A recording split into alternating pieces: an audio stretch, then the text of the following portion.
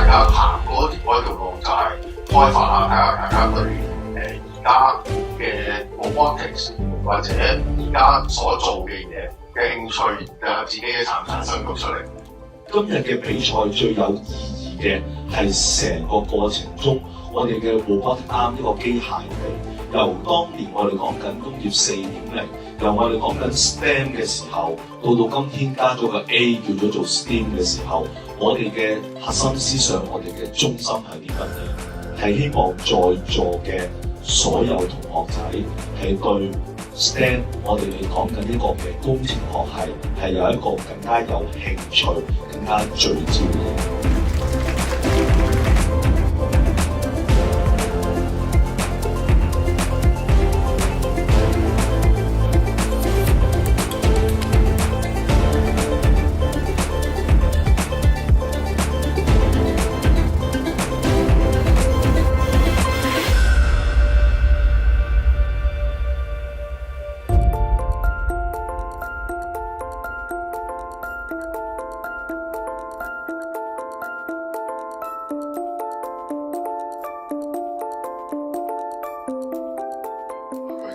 多謝班 Union 咁搞咗咁盛大嘅比賽，我哋都係佢嘅陪呢幾年陪住佢哋成長，睇住佢個比賽越嚟越搞得多。咁正如頭先陳生我講嘅，就係我哋下一年要一個更大啲嘅場地。